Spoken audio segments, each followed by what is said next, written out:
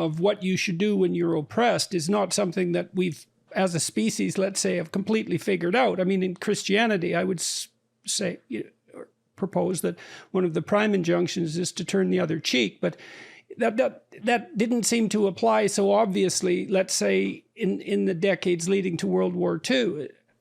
And so it's not like every society doesn't have to wrestle with this problem. I mean, Christ is presented as a peacemaker, there's no doubt about that, but he's also presented in the book of Revelation as a judge who separates the damned from the elect, and there's a harshness in that as well. And so I don't think it's... Go ahead. Sorry, but there is an additional problem. I mean, the founding story is not a problem, but I think we have to understand it correctly, that war was a consequence of that particular context. And what is eternal about Islam to me is the theology, the faith, the practice, and the worship that was brought by Islam. But there was an additional problem. After Prophet Muhammad passed away, Muslims had an army and a state, and they kept continuing. I mean, they kept conquering the world. And in 1 century, from Spain to India, basically, Muslims built an empire. And this empire itself partly transformed Islamic teaching and adjusted it to its imperial needs. And I think that's something we Muslims should see today. One clear example of this is the theory of abrogation, because the jurists who were with the imperial project, they looked at the Quran and they saw that, well, there are verses in the Quran which says, you're just a preacher, not a compeller. Well, but we're having a war here, right?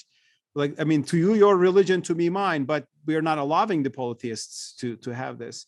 So what they did was they took the verses about war and fighting the unbelievers, the polytheists in particular, but also Jews and Christians, because there was a word about the people of the book. They took those verses as definitive, which abrogated the earlier verses. So a lot of the verses you will open and read the Quran today, which are tolerant, peaceful, lenient. If you read medieval jurisprudence, you will find notes that the verse is there in the Quran, but it's abrogated. Like, it doesn't have a function. It doesn't rule. It doesn't have a hukum. Which to me is it's a huge problem when you're dealing with a text as complicated as the Quran, or let's say the Bible, where taken singly, there are certainly passages that contradict one another. And so then you're tempted by the desire to justify your own unquestioned beliefs because of your demand for power using reference to God. And then it's a worse problem than that too, because, well, who's right in their interpretation? And the way out of that in some sense is to approach a book like that with as much admission of your own ignorance and as much humility as possible, so that, I mean, if you assume that such thing is reasonable, given that we're all people of the book, and pray to God in some sense that you don't bend that to your own unacknowledged malevolence and ignorance. But that's a very, very difficult thing to manage, and it isn't even clear when you manage it, which is why we need to talk to each other in part.